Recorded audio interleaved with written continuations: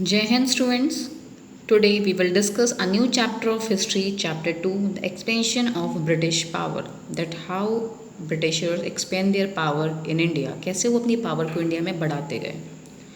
You have read in previous classes that since ancient times India was an important trading center.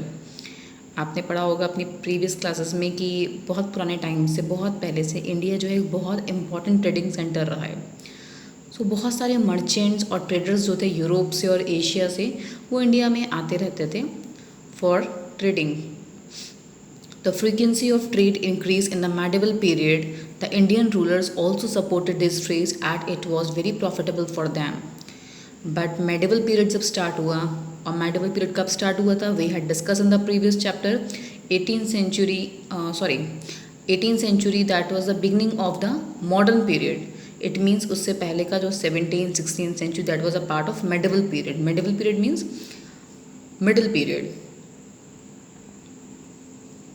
और जो तो medieval period में उनका आना जाना काफ़ी ज़्यादा बढ़ता गया. इंडियन रूलर्स जो उस टाइम पे, बिकॉज इंडिया में उस टाइम रूलर्स थे, नवाब थे बहुत सारे, वो उनको बहुत सपोर्ट करते थे because they also get profit from them. Trade till the early 17th century की स्टार्टिंग तक जो इंडिविजुअल मर्चेंट्स थे, ट्रेडर्स थे, as they did not always have the backing of the respective countries. In course of time this change. पहले mainly वही लोग काम करते थे, बट टाइम के साथ चीज़ें चेंज होती गई. यूरोपियन कंट्रीज़ ने अपनी कंपनीज़ को इंडिया में ही सेट करना स्टार्ट कर दिया. पहले वो आते थे, यहाँ से सामान लेके जाते थे, अपनी कंट्री में सेल करते थे, बट देन दे थिंक कि यहाँ ज़्यादा प्रॉफिट अगर हम यहाँ रह के काम करते हैं. So now they start setting their own companies. So उसमें से एक कंपनी थी इंग्लिश ईस्ट इंडिया कंपनी. इस कंपनी ने ईस्ट में अपनी कंपनीज़ को सेट किया. उस टाइम पे क्वीन एलिजाबेथ फर्स्ट थी. 1600 में क्वीन एलिजाबेथ फर्स्ट ने एक चार्टर पास किया. It means order. उस ऑर्डर के अकॉर्डिंग जो कंपनी थी, company means English East India company, उसको एक्सक्लूसिव राइट मिल गया to trade with the East. This mean that no other trading group from England could compete with the company. Means East part में सिर्फ वो company ही काम करेगी और कोई भी कंपनी इंग्लैंड की उस कंपनी को कम्पीट नहीं करेगी. ये एक ऑर्डर पास हो गया था.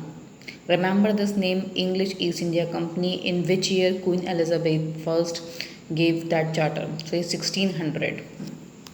Now next is arrival of trading companies. So from the 17th century onwards, 17th century जैसे स्टार्ट हुई उसके साथ साथ जो ट्रेडिंग कंपनीज थी from Portugal, Holland, England, France and Denmark begin to set up their base in India. इन सब companies ने इन सारी जगहों से अपनी कंपनीज़ आती गई और इंडिया में अपने बेस सेटअप करती गई. उन लोगों ने काफ़ी सारे डिफरेंट ट्रेडिंग सेंटर्स हमारी कंट्री में इस्टेब्लिश कर लिए. स्पेशली कहाँ पे किए थे? कोस्टल एरियाज़ में, because it help them in exporting and importing. On that time these centres were known as factories. Not because कि वहाँ पे कुछ मैन्युफैक्चर होता था, बिकॉज कि जो उनके ऑफिशियल्स थे कंपनीज़ के, उनको उस टाइम पे फैक्टर्स बोलते थे. That's why these centres were known as factories. इस फैक्ट्रीज़ में काफ़ी ऑफिसर्स थे, गोडाउंस थे, और उसमें से कुछ ऑफिसर्स के रेजिडेंशियल क्वार्टर्स मींस वहाँ पे उनके रहने के लिए बने हुए थे. जो मर्चेंट्स, ट्रेडर्स बने और उनके हाउसेस बने हुए थे, और जो लोग ट्रेड करने के लिए आते थे, मर्चेंट्स और ट्रेडर्स, उनके रहने के लिए भी क्वार्टर्स बने हुए थे. ओवर टाइम सम फैक्ट्रीज वर फोर्टिफाइड. समय के साथ कुछ जो फैक्ट्रीज थी वो ख़त्म होती गई, उन पर कुछ और लोगों ने कब्जा कर लिया. So it is that think and answer कि why did the company prefer the coast to set up the trading centres. उन्होंने क्यों अपनी कंपनीज को कोस्टल एरियाज़ के साथ ही सेट करना बेटर समझा. हम पेज नंबर 11 में देखेंगे कि इंग्लिश, फ्रेंच, पोर्चुगीज़, डच और डेंस ने अपनी फैक्ट्रीज़ को किन किन जगहों पे इंडिया में सेटअप किया था. Now trade rivalry. The presence of numerous trading companies vying for goods such as spices, pepper, clove, cardamom, cinnamon, cotton, silk, indigo, saltpetre and so on. इन सब चीज़ों का बिजनेस उस टाइम पे होता था. सो काफ़ी सारी कंपनीज आ गई थी अलग अलग कंट्रीज से और वो यहाँ पे बिजनेस कर रही थी and so on led to intense rivalry among them. तो now they become rival of each other, एक दूसरे के दुश्मन जैसे बन गए थे वो, बिकॉज हर किसी को प्रॉफिट चाहिए था and all of them wanted to buy these goods at low prices in India and sell them at very high price elsewhere, particularly in Europe. हर कोई चाहता था कि हम इंडिया से इसको लो प्राइस में परचेज़ करें और कहीं और जाके उसको हाई प्राइस में सेल कर दें, स्पेशली यूरोप में, बिकॉज इस बिज़नेस में जो प्रॉफिट था वो बहुत ज़्यादा था। Each European country wide for a greater state of share for of this trade. However, the quantum of trade was not sufficient to sustain all the companies. Little by little, the profit earned by them began to shrink. But इतनी सारी companies थी तो obviously जो profit का part था वो कम होता चला गया। The only way to increase profit was by eliminating competitors ensuring a trade monopoly. अब सिर्फ एक ही तरीका था अपने प्रॉफिट को बढ़ाने का कि जो कंपटीशन है, इतना कंपटीशन हो गया था तो अब कैसे हम उससे अपना प्रॉफिट अर्न करें कि हमें एक मोनोपोली मिलनी चाहिए। मोनोपोली का मतलब होता है होल सोल राइट, मीन्स आप ही के पास राइट होगा सिर्फ उस वर्क को करने का, कोई और वो वर्क नहीं कर सकता। The companies which had the support of the respective government set out to do just that. जिन कंपनीज को अपनी कंट्रीज़ की गवर्नमेंट का सपोर्ट था उन्होंने उसको करना स्टार्ट कर दिया। उन्होंने अपनी आर्मीज़ को डेवलप किया and were not averse to using force to achieve their goals, और उन्होंने उनको यूज़ किया अपने गोल्स को अचीव करने के लिए। In course of time Portuguese, Dutch और डेन्स जो थे उनको इंडियन ट्रेड से बाहर कर दिया गया। The English and the French became the key players dominating trade between India and Europe. अब सिर्फ कौन बचा था? इंग्लिश और फ्रेंच। अब ये दो मेन प्लेयर्स रह गए थे जो इंडिया और यूरोप ट्रेड कर रहे थे, यूरोप से इंडिया में। अब now there was a competition on that time also, because English चाहते थे सिर्फ हम रहें एंड फ्रेंच वॉन्ट कि सिर्फ हम रहें, and it led to Anglo-French rivalry. Anglo word is used for the Britishers, means for English, and French तो French के लिए ही, but Anglo word, whenever we discuss the word Anglo in history, so don't be confused, Anglo word is for the English, for the Britishers. The presence of two traditional rivals and a clash of trade interests between the two led to a series of war. उन दोनों में काफ़ी clashes होते गए, काफ़ी problems create होने लगे और जिससे क्या condition बन गई? War. These wars are commonly known as the Carnatic War. इस वॉर को हम किस नाम से जानते हैं? कार्नाटिक वॉर से के नाम से। Since most battles were fought in the region with the present state of Tamil Nadu, because mostly जो बैटल्स हुए थे वो कहाँ हुए थे? तमिलनाडु के प्रेजेंट स्टेट जहाँ तमिलनाडु है उसके काफ़ी सारे एरियाज़ में ये बैटल हुआ। That's why it is known as Carnatic wars, because that name of a place. उस टाइम पे इंग्लिश और फ्रेंच में काफ़ी क्लैशेज हुए, उनमें 3 बार क्लैशेज हुए। ये वॉर अराउंड 20 ईयर्स तक चला, 1744 से 1763 तक। इसके बाद जो फ्रेंच थे उनको पॉलिटिकल पावर्स जो फोर्स थी उनकी इंडिया में ऑलमोस्ट उनको बाहर कर दिया गया। अब सिर्फ कौन रह गया था? ब्रिटिश पावर, मीन सिर्फ इंग्लिश रह गए थे। इंग्लिश ईस्ट इंडिया कंपनी रह गई थी, सिर्फ ब्रिटिश पावर बची थी। फ्रेंच को भी बाहर का रास्ता दिखा दिया गया था। Now the British in Bengal. कैसे बंगाल ब्रिटिशर्स, जो बंगाल में ब्रिटिशर्स आते हैं। In the beginning of the 17th century, the English East India Company was merely a trading body. उस टाइम पे सिर्फ वही एक ट्रेडिंग कंपनी बची थी, बिकॉज बाकी सब तो बाहर जा चुके थे। So it sent request to the Mughal emperor for trade concession and privileges. तो एक रिक्वेस्ट भेजते हैं मुगल एम्पर के पास, उस टाइम पे मुगल्स थे, तो जो मुगल का एम्पर होता है, जो राजा होता है, नवाब, उसके पास एक रिक्वेस्ट भेजते हैं कुछ कंसेशंस की ट्रेड में और कुछ प्रिविलेजेस की, ताकि उनको कोई स्पेशल राइट्स मिल जाएँ। After the death of Aurangzeb, और उनको ऐसा मिल भी जाता है। औरंगज़ेब की डेथ के बाद जो मुग़ल एम्पायर होता है वो काफ़ी वीक हो जाता है और वो इसका एडवांटेज लेते हैं। जो ऑफिशियल्स ऑफ द कंपनी होते हैं, they begin to intensify their operations in Bengal, the richest of the Indian provinces, because जितने भी उस टाइम पे इंडिया में प्रोविंसेस थे उसमें सबसे रिचेस्ट जो था बंगाल था। तो वो ये कोशिश करने लगते हैं कि कैसे हम बंगाल पे अपना पूरा कब्जा करें। How we capture the Bengal. In 1717, they succeeded in obtaining the right to import and export goods without paying custom duty. However, some officials of the company were also engaged in private trade. The concessions granted was only for the company, but these officials also stopped paying duty on their private trade, resulting in an enormous loss of revenue in Bengal. 1717 में क्या होता है, उनको ये right मिल जाता है कि वो बिना कोई कस्टम ड्यूटी पे करे इम्पोर्ट और एक्सपोर्ट कर सकते हैं अपने गुड्स को। उसमें से कुछ ऑफिसर्स ऐसे थे कंपनी के जो अपना प्राइवेट बिजनेस भी करते थे, वो भी कोई ट्रेड नहीं पे करते थे, जिससे बंगाल को काफ़ी लॉस होने लग गया, बिकॉज उस टाइम पर रेवेन्यू एक मेन सोर्स ऑफ इनकम होता था। सो now they face so much loss. और उससे क्या होता है, जो नवाब ऑफ बंगाल होते हैं और जो कंपनी होती है उनके बीच में कुछ कॉन्फ्लिक्ट, कुछ प्रॉब्लम्स क्रिएट हो जाती हैं। सो 18th सेंचुरी के फर्स्ट हाफ में काफ़ी प्रॉब्लम्स होती हैं उन दोनों के बीच। उस टाइम पे बंगाल में जो थे नवाब थे वो थे मुर्शिद कुली खान, उसके बाद शौजा-उद-दौला और उसके बाद अलीवर्दी खान। वो कोशिश करते हैं कि हम कंपनी जो ईस्ट इंडिया कंपनी है, हम ध्यान रखें कि वो कितना एक्सपोर्ट इम्पोर्ट कर रहे हैं और कौन प्राइवेट ट्रेड कर रहा है। उस टाइम पे अलीवर्दी खान उनके सामने 2 कंडीशंस रखते हैं कंपनी के सामने, या तो वो उनकी शर्तें मान लें या फिर बंगाल में अपना बिजनेस करना बंद करते हैं। अब वो 2 कंडीशंस क्या थी? Officials of the company engaged in private trade shall pay custom duty or the privilege of not paying the duty will be withdrawn altogether. The company shall not extend its fortifications. उन्होंने कहा जो company के private जो trade कर रहे हैं जो officers, वो कस्टम ड्यूटी देना शुरू कर दें या फिर जितने उनको प्रिविलेजेस दे रखे हैं सारे लोगों को वो सब ख़त्म कर दिए जाएंगे। क्या मेन प्रिविलेज था कि उनको कोई कस्टम ड्यूटी पे नहीं करनी पड़ती थी, वो सबकी ख़त्म कर दी जाएगी। सेकेंड कंडीशन ये थी कि जो कंपनी है, which company, east India company, वो अब बंगाल में और जगहों पे कब्जा नहीं करेगी।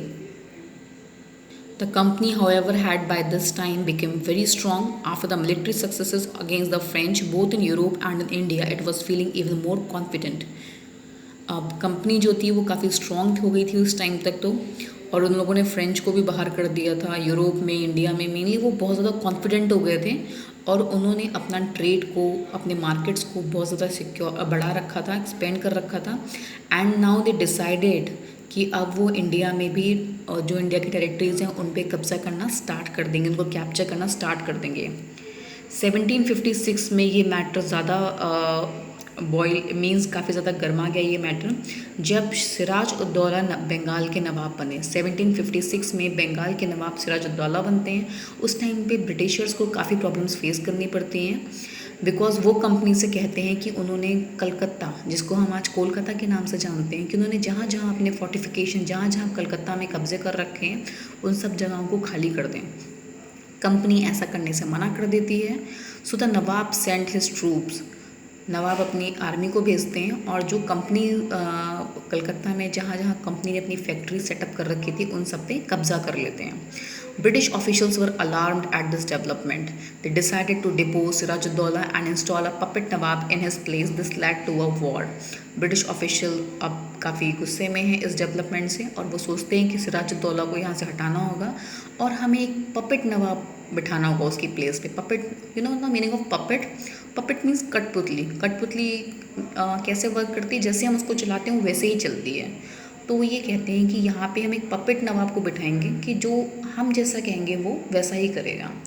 तो सिराज-उद-दौला को हटाने के लिए अब एक वॉर होता है और उस वॉर को हम बैटल ऑफ प्लासी के नाम से जाते हैं। 1757 में वो वॉर हुआ था।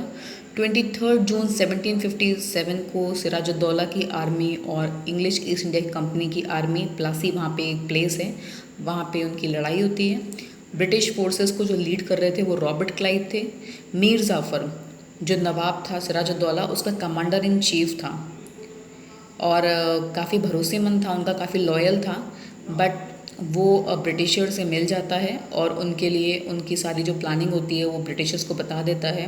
और उस टाइम पे जगत सेठ होते थे, रिचेस्ट बैंकर थे बंगाल के, वो भी नवाब की हेल्प नहीं करते और मीर जाफ़र भी लास्ट टाइम पे नवाब की हेल्प करने से मना कर देता है। सिराज-उद-दौला उस वॉर में हार जाते हैं, उनको जेल में डाल दिया जाता है और उसके बाद में उनको मार दिया जाता है। ब्रिटिश जो होते हैं वो मीर जाफ़र को बंगाल का नवाब बनाते हैं क्योंकि उन्होंने उसे प्रॉमिस किया था कि अगर वो उनका साथ नहीं देगा तो वो उसको मीर जाफ़र को बंगाल का नवाब बना देंगे। अब मीर जाफ़र बंगाल का पपेट नवाब था। बैटल ऑफ प्लासी काफ़ी इम्पॉर्टेंट हिस्ट्री में एक लैंडमार्क रहा है। ये वो फर्स्ट स्टेप था जब एक स्मॉल ट्रेडिंग कंपनी जो थी वो एक बहुत बड़ी पॉलिटिकल पावर बन चुकी थी। अब ब्रिटिशर्स जो थे वो काफ़ी ज़्यादा कॉन्फिडेंट हो गए थे कि अब हम पूरे इंडिया पे स्लोली पूरे इंडिया को कैप्चर कर लेंगे। Now next is Bengal after Plassey. अब बैटल ऑफ प्लासी के बाद बंगाल की क्या कंडीशन थी। मीर जाफ़र जो कि पपेट नवाब था ब्रिटिशर्स का, ब्रिटिशर्स ने उससे मनी डिमांड करना स्टार्ट किया। कंपनी ऑफिशियल जो थे कहते थे कि as a golden second to which they could dip their hands at pleasure, means वो हमारे लिए एक सोने की बोरी है जिसमें हम इजीली अपने हाथ को आज खुशी से रख सकते हैं। और जब मीर जाफ़र काफ़ी सारे उनकी जो डिमांड्स थी उनको पूरा नहीं कर पाया, जो उनकी मनी की डिमांड थी, तो उसको हटा दिया गया और उसकी जगह पे मीर कासिम को नवाब बना दिया गया। न्यू नवाब जो था rewarded the company by granting it the right to collect revenue at a district of Burdwan, Midnapore और चित्तागोंग। जो नया नवाब बनता है उसको ये रिवॉर्ड दिया जाता है कंपनी की तरफ से कि वो इन डिस्ट्रिक्ट जो बुर्दवान है, मिदनापुर है, चित्तागोंग है, यहाँ से रेवेन्यू कलेक्ट कर सकता है। After being in the shadow of British for some years, काफ़ी टाइम ब्रिटिशर के साथ रहने के बाद मीर कासिम चाहते थे कि मैं अब ब्रिटिशर्स की कंट्रोल से फ्री हो जाऊँ, because he don't want to become now he don't want to continue more as a puppet nawab. तो वो क्या करते हैं, जो उनके कोर्ट में जो ब्रिटिशर्स के सपोर्टर्स होते हैं उन सबको उन कोर्ट से निकाल देते हैं और वो कुछ यूरोपियन एक्सपर्ट्स को हायर करते हैं जिससे वो मीर कासिम की आर्मी को ट्रेन कर सकें। और वो उन सारी ड्यूटीज़ जो होती है उनको ख़त्म कर देते हैं जो कि इंटरनल ट्रेड पर लगी होती है, जिससे इंडियन और ब्रिटिश मर्चेंट्स जो हैं वो इक्वली काम कर सकें। This was unacceptable to the British merchant as it ended their trade monopoly and hence adversely affected their profit. The British now decided to depose Mir Qasim. Britishers बिल्कुल भी इसको accept नहीं करते हैं क्योंकि वो उनका सिंगल राइट था ट्रेड करने का और उनका प्रॉफिट भी इससे काफ़ी अफेक्ट हो रहा था। तो ब्रिटिश डिसाइड करते हैं कि अब मीर कासिम को हटाना है। नेक्स्ट आता है आपका battle of Buxar 1764। Remember the year, battle of Plassey 1757, battle of Buxar 1764। Britishers Mir Qasim को डिफीट कर देते हैं बैटल्स में, काफ़ी बैटल्स होते हैं उसमें मीर कासिम हार जाते हैं। मीर कासिम उसके बाद अवध चले जाते हैं, वहाँ जाके वो शौजो उद्दौला नवाब ऑफ अवध और शाह आलम सेकंड जो मुग़ल एम्परर थे उनके साथ एक अलाइंस बनाते हैं और उनके साथ मिलकर काम करते हैं और उन तीनों की आर्मीज़ मिलकर ब्रिटिश फोर्सेस से बक्सर 22 अक्टूबर 1764 में लड़ाई होती है और जो उन तीनों की आर्मी होती है, मीन्स जो इंडियन आर्मी होती है, वो हार जाती है और एक एग्रीमेंट साइन होता है, एक ट्रीटी साइन होती है शाह आलम सेकेंड। उनको कंपनी जो होती है वो बंगाल, बिहार और उड़ीसा का दीवानी राइट देती है टू कलेक्ट द रेवेन्यू और शौजा उद्दौला को फ़ाइन देना पड़ता है 50 लाख रुपीज़ का जो वॉर में नुकसान हुआ था। मीर कासिम को हरा दिया जाता है और मीर जाफ़र को फिर से बंगाल का नवाब बना दिया जाता है। द बैटल ऑफ बक्सर जो था एक बहुत ही इम्पॉर्टेंट बैटल था क्योंकि इससे ब्रिटिशर्स को इंडियंस की आर्मी की जो वीकनेस थी वो पता चल गई थी। जिन अवध के और बंगाल के नवाब थे वो अब इंग्लिश ईस्ट इंडिया कंपनी पर डिपेंड हो चुके थे। पूरा जो फाइनेंशियल कंट्रोल था वो ब्रिटिशर्स के पास था और ब्रिटिशर्स ने अपना जो एक्सपेंशन था वो जगह जगह बढ़ाते गए। बंगाल की कंडीशन क्या हुई बक्सर के बैटल के बाद? प्लासी और बक्सर में जीतने के बाद English East India company became the real ruler of Bengal. अब वो रियल रूलर बन चुके थे बंगाल के। जो मिलिट्री थी वो उनकी कंट्रोल में आ चुकी थी। Revenue began to be collected directly by the officials of the company. अब रेवेन्यू कौन कलेक्ट करता था? कंपनी के ऑफिसर्स। और a small amount of revenue was, और उस टाइम पे जो नवाब था मतलब मीर जाफ़र को नवाब बना रखा था बंगाल का, उनको काफ़ी कम पैसे देते थे जिससे वो एडमिनिस्ट्रेशन सिस्टम को चला सकें। अब ब्रिटिशर्स के पास पूरी पावर थी और पूरी इनकम थी और कोई रिस्पॉन्सिबिलिटी नहीं थी, और दूसरी तरफ नवाब के ऊपर पूरी रिस्पॉन्सिबिलिटी थी बट कोई पावर नहीं थी और ना ही कोई सोर्स ऑफ इनकम थी। उस अरेंजमेंट को क्या बोलते हैं हम? डुअल और डबल गवर्नमेंट। और उसमें सबसे ज़्यादा सफ़र कौन कर रहा था? बंगाल के लोग जो उस टाइम बंगाल में रहते थे। 1770 के टाइम पे एक फेमाइन कंडीशन आ गई जिससे काफ़ी भुखमरी की कंडीशन आ गई बंगाल में, और उस टाइम पे ना तो कंपनी ने बंगाल के लोगों की हेल्प करी और ना ही नवाब ने। डुअल सिस्टम ऑफ जो गवर्नेंस था बंगाल में वो 1772 में फिनिश हो गया। उसके बाद बंगाल जो था वो डायरेक्ट कंट्रोल में आ गया कंपनी के, मीन्स नवाब को हटा दिया गया। पहले नवाब भी थे और कंपनी भी थी, लेकिन 1772 के बाद ये सिस्टम ख़त्म हो गया 1772 में, और बंगाल का जो पूरा कंट्रोल है वो नवाब के हाथ में आ गया। जो अब न्यू गवर्नर जनरल बने थे वो कौन थे? Warren Hasting. वो 1772 से 1785 तक गवर्नर जनरल रहे थे और उनके आने के बाद उनकी लीडरशिप में ब्रिटिश इन्फ्लुएंस जो था इंडिया में और ज़्यादा बढ़ गया था। ब्रिटिशर्स ने बहुत सारी जगहों पे अपना कब्ज़ा करना स्टार्ट कर दिया था। So this is for today only.